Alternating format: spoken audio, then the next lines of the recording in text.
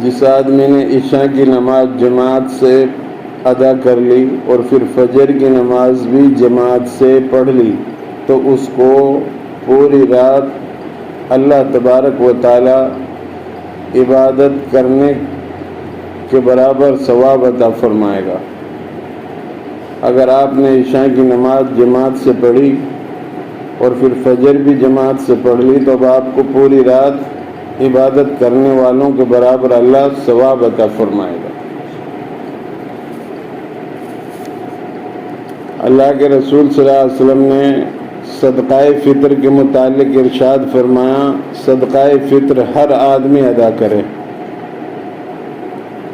اگر کوئی غریب ہے، امیر ہے، چھوٹا ہے، بڑا ہے، مرد ہے، عورت ہے، سب ادا کریں۔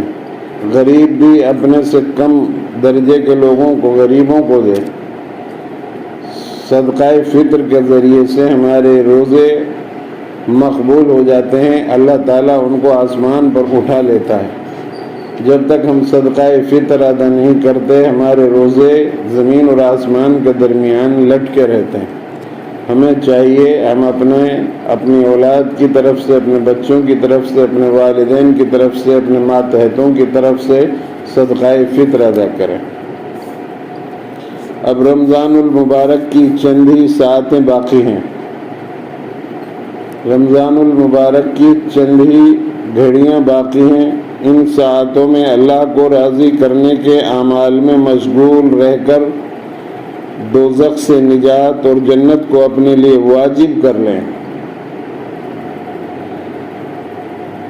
نیک اعمال میں مشغول رہ کر دوزخ سے نجات حاصل کریں اور جنت کو اپنے لیے واجب کر لیں۔ ایسی عبادت کریں، ایسی نماز پڑھیں، روزے ایسے رکھیں کہ اللہ ہم سے راضی ہو جائے، اللہ کی رضا کے لیے رکھیں۔ ایسے روئیں اللہ کے سامنے گڑ گڑا کر، بچہ جیسے روتا ہے جب اس کو بھوک لگتی ہے اپنی ماں کے سامنے، پھر اس کی ماں کو رحم آتا ہے، ماں دودھ پلاتی ہے، اسی طرح ہم اللہ کے سامنے روئیں اور اپنے لیے جنت کو واجب کرا لیں اللہ سے۔ رب اور بندے کے رشتے کو براہ راست قائم کرنے کے لیے امت کے لیے رمضان المبارک کی نعمت عطا ہونا روئے زمین پر روزہ داروں کے لیے اللہ کی صفت رحمان و رحیم کا متواتر نزول بخشش اور نجات کا پروانہ ہے۔ اس لیے ان ساعتوں میں توبہ اور استغفار، تلاوت کلام پاک کثرت سے جاری رکھی جائے۔ ان گھڑیوں میں جو باقی ہیں ان میں جو ہے توبہ اور استغفار کریں اور قرآن پاک کی تلاوت کریں، اور تلاوت کثرت سے جاری رکھیں۔ تلاوت پر اللہ تبارک و تعالیٰ ثواب عطا فرماتا ہے۔ بہرحال ہم کثرت سے اللہ کے سامنے توبہ اور استغفار کریں، معافی تلافی کریں اور قرآن پاک کی تلاوت کریں۔ اللہ کے رسول صلی اللہ علیہ وسلم نے ارشاد فرمایا، چاند دیکھ کر روزہ رکھو، چاند دیکھ کر افطار کرو۔ جن لوگوں نے روزہ نہیں رکھا ان کے بارے میں فرمایا اللہ کے رسول صلی اللہ علیہ وسلم نے، وہ ہماری عیدگاہ میں بھی نہ آئیں۔ عید تو ان لوگوں کی ہے جنہوں نے روزے رکھے۔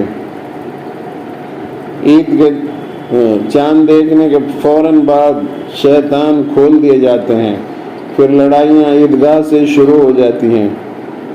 تو ہم لوگ جو ہے خیال رکھیں، نہ لڑیں نہ جھگڑیں اور نہ میلوں میں جائیں، نہ ادھر ادھر جائیں، اور نہ ناچ گانے کی محفلیں عید کے دن منعقد کریں، نہ جو ہے شراب جوا کی محفلیں منعقد کریں۔ عربوں میں یہ جہالت کے زمانے میں اس طرح اپنے تہواروں پر وہ لوگ جو ہے رسم و رواج میں مشغول رہتے تھے، شراب پیتے تھے، جوا کھیلتے تھے اور میلوں میں جاتے تھے۔ ہم لوگ ان تمام چیزوں سے بچ کر ان دنوں میں اللہ کی یاد کو تازہ کریں، اپنے دلوں کو یاد سے منور کریں، نہ میلوں میں جائیں۔ اللہ تبارک و تعالیٰ عید کے دن آپ کو اعلان کر دیتا ہے، پروانہ دے دیتا ہے کہ جاؤ بخشے بخشائے، اب اپنے گھروں کو لوٹ جاؤ، تم نے مجھے راضی کر دیا، میں تم سے اب راضی ہوں۔ فرشتے اس اجر و ثواب کو جو عید کے دن اس امت کو ملتا ہے کھل جاتے ہیں اور خوشیاں مناتے ہیں۔ اتنا اجر و ثواب آپ کو آپ کے روزوں پر اللہ تبارک و تعالیٰ عطا فرماتا ہے۔ بہرحال ہم جو ہے ان گھڑیوں کے اندر اللہ کو یاد کریں، توبہ اور استغفار کریں، برائیوں سے بچیں، ایک دوسرے کے حقوق کو پہچانیں اور تمام لایعنی فضول باتوں سے بچ کر اپنی مغفرت کرائیں اللہ سے۔ اللہ ہم سب کو عمل کی توفیق عطا فرمائے۔ چھوٹے چھوٹے بچوں کو بہت سارے پیسے دیے جاتے ہیں جس سے وہ بچے بگڑ جاتے ہیں، اور ہمارے گھروں میں سب کچھ بنا ہوا ہوتا ہے، پھر بھی بچے اس کے باوجود ٹھیلے والوں سے پتہ نہیں لوگ کہاں کہاں سے آتے ہیں، ایسی چیزیں بیچ کر بچے ان کو خریدتے رہتے ہیں، اور وہ پیسہ ہمارا اتنا ضائع ہوتا ہے۔ یہی پیسہ مسجد میں لگا دو، یہی پیسہ مدرسے میں لگا دو، یہی پیسہ تعلیم پر، لباس پر، بچوں کی ٹیوشن پر، تعلیم پر خرچ کر دو تو بہت فائدہ ہو۔ ان تمام باتوں کا خیال رکھیں۔